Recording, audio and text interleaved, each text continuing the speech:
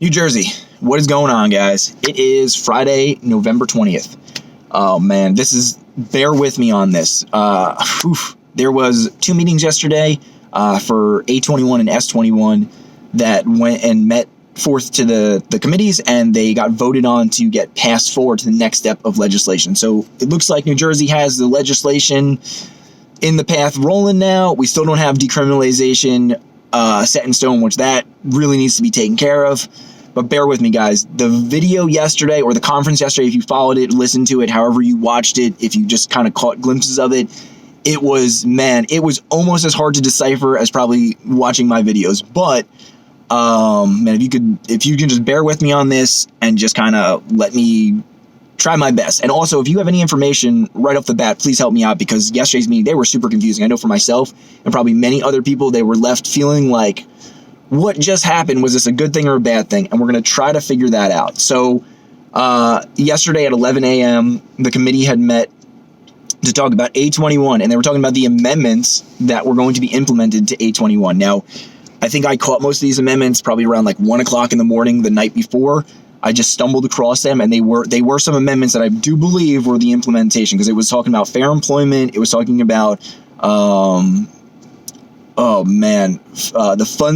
the fundraising, I guess, for where they wanted to put money into, back into areas that were hit with the war on drugs. And to be honest, and they talked about the tax, I guess, too. So that none of these were really touched on for the public, or that people were able to readily read beforehand, unless you had maybe found them, stumbled across them, or just you were lucky enough to be one of the hour and a half person wait time of testimony, because most of the first, I want to say probably 8 speakers, they said 22 something people spoke, but I didn't feel like it was that many, but it must have been, because there was 3 minutes a clip, 3 hours of testimony.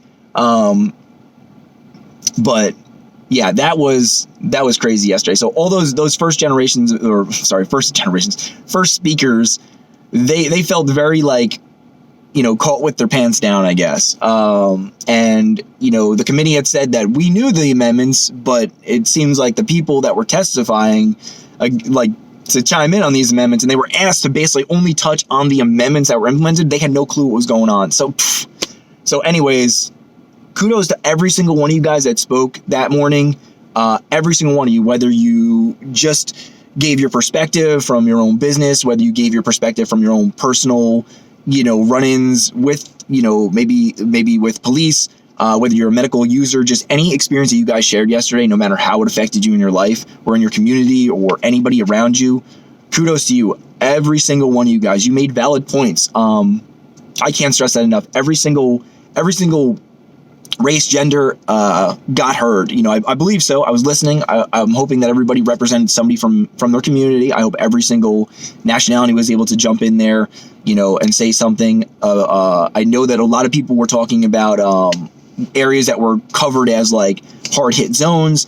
They spoke out from those areas. That was awesome to hear that people were really concerned about their zones. I think we also need to touch on, areas that are going to ban this, though, because even if those are war impacted zones, I think it would be unfair to also then ban, if that's going to happen, townships to not let cannabis come into the industry. So I'm kind of curious to see how it's going to work, but that wasn't even talked about. The major thing that they had stressed was the taxing, the fair employment, and something about visiting New Jersey. Nothing was really touched other than absolutely no on the homegrown. Know where we stand on decriminalization, still not implemented. Medical patients still very unhappy. Micro businesses very unhappy. Businesses that got awarded to an outside business that is not native to New Jersey. Somebody had talked about that. That was key. This is all stuff that came up that wasn't just that they didn't really want to talk about or kind of pushed away, and it was kind of like a metaphorical word vomit battle yesterday for a lot of people. I felt like a lot of people just felt underprepared, and I can't stress that enough. But again, when the shitstorm hit, you guys dealt with it pretty well. I gotta say, I know some of you guys even felt like you weren't heard. I think a lot of people got a little bit more time than the 3 minutes, but your points got made, guys. So please don't be frustrated about that. I think that was awesome. You guys, you all did a great job. So congratulations to everyone that spoke out. But that business license that got awarded to that outside business, for a cannabis license. I don't even know how that happened, but somebody brought that up, and that's very interesting to me, because that is one of the main things I thought they were saying they're not going to let happen. There was a couple of reverends that spoke about the social justice aspects as well too. I was driving at the time. I was only listening, so I could not, catch their names. I just know that they were reverends. They were very, very concerned too. A lot of people were concerned, no matter what, no matter who you were, everyone was concerned, definitely from the black and brown community, that no matter what, at the end of the day, that police are not going to be, kicking in people's doors or pulling them out of vehicles, or, just unneeded arrests and harassment, because a lot of them feel like the current state of A21 and S21 is not still going to do anything for social justice. They're claiming it is, but like I'm seen as like a social justice for business side, which that's messed up. Don't be like, oh, it's social justice and you can come work for us. We're giving you an equal opportunity, but like you don't want them to have any part of the the industry from any aspect, because micro business was also touched on. And when it comes to micro business or a small business, I'll be honest. I personally, I wanted to get into the cannabis industry. I before all this happened, people were like, man, you're crazy. What are you talking about? New Jersey's not voting on this. I'm like, it's going to happen. Let's do it. And the reality is it's not going to happen for me. I don't have anywhere near the funds, nor do I even have, because I guess they're considering a micro business to be like smaller than 10 employees.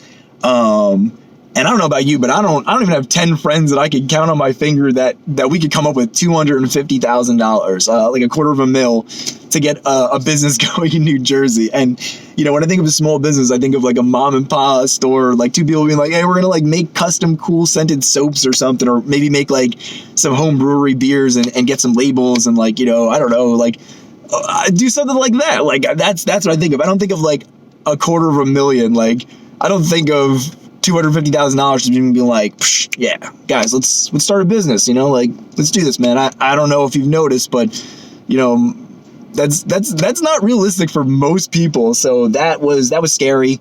And a lot of people's concerns were expressed in that like, still regardless, no matter how you slice it, even with removing of the growing cap, which we'll touch on that in a minute, for cultivation license, still people feel like we're not going to be able to get into this industry because we don't have the freaking backing. So like you have to work with people on that. And again, a lot of people expressed to the medical side was very frustrated that they either felt like they were having nothing in this. Like we're talking about social justice here, but at the same aspect, we also have to talk about like, I think that kind of like, does that not come into like social justice, medical patients being denied their medicine? I mean, I feel like at some point I'm getting hit, I feel like I am not going to get the need or the care that I need, because I got people throwing friggin' darts at a dartboard, making decisions about how the industry's going. That's the way I feel about it. And that's the way I felt yesterday watching both meetings.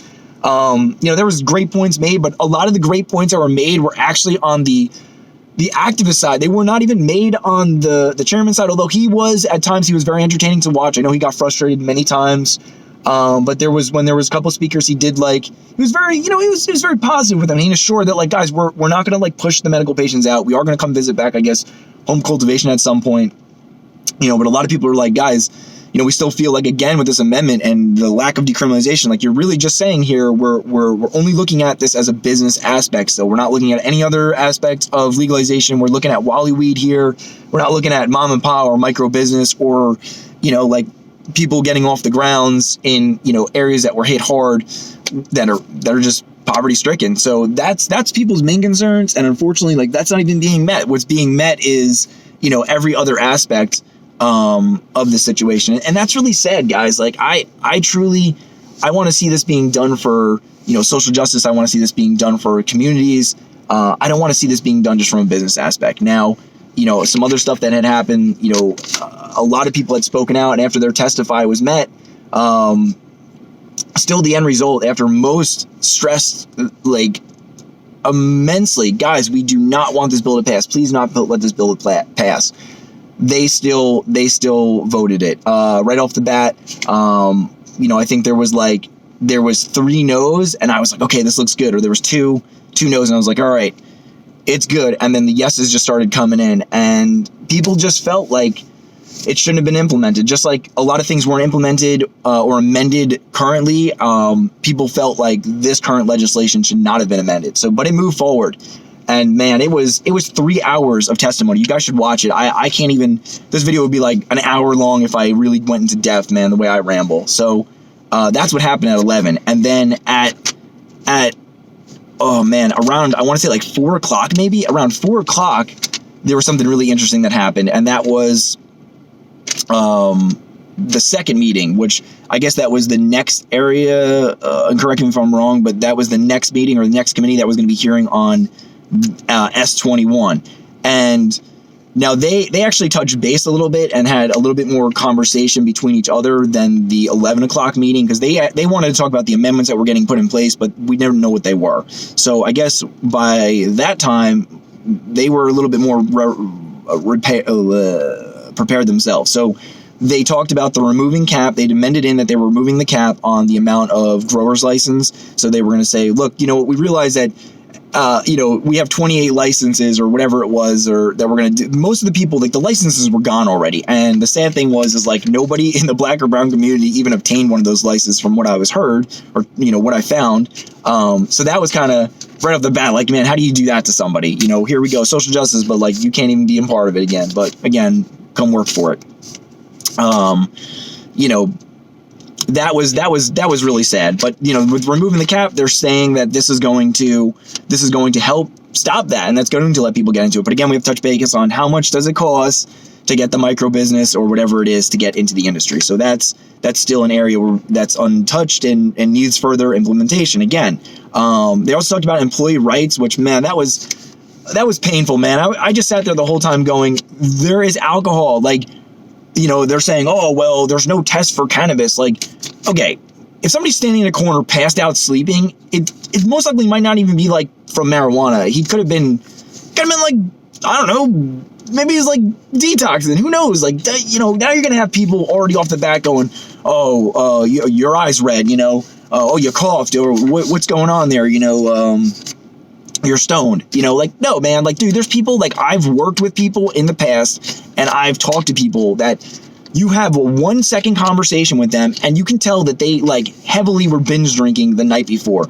you know, no matter what it is, hard liquor, booze, you know, whatever it is, even just beers, man, you could smell it on somebody, man. It comes off of them. So just like, if you want to say, oh, if I was medicating and smoking, you know, a blunt, you could say, oh, I smell remnants of marijuana on him. Well, okay, well, what about the guy that was binge drinking or drinks mouthwash because he's that bad of an alcoholic? Like, those people exist in this world. So to be like, oh, the bus driver is going to be stoned. The bus driver could be drunk. The bus driver right now, well, not, the bus driver right now, as a Friday morning, could be driving, drinking his mouthwash concoction, you know, of booze, and that guy's hammered, and everyone just thinks he's got minty fresh breath. But the dude that, like, has, you know, pink eye or something, you know, he's going to be drug tested because instantly the guy is a stoner. So, you know, that was ridiculous. Like, you got to, like, come on, man. Like, you got to lighten up. You cannot act like this is going to be, like, people are, like, you know, sniffing K and dropping in a K-hole here. Like, that's not it, guys. Like, this is cannabis. A lot of people use it. You know, CBD is a product that's used by many of people.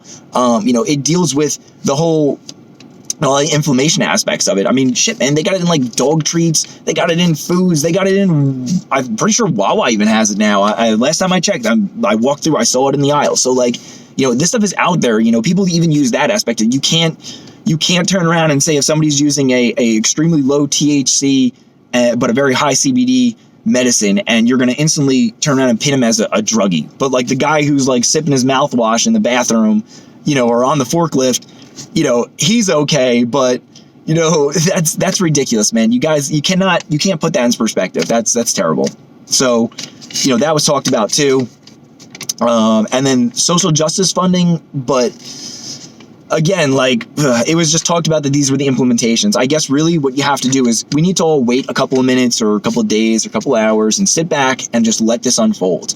You know, we still need to be writing our lawmakers and voicing our opinions. You know, even with this, man, we're almost hitting 15 minutes here, and I feel like I need hours to vent my frustration. But in the end, we have to just say we're going to keep doing what we're doing, because people voice their opinions, and we did make some small movements. We did get some stuff implemented.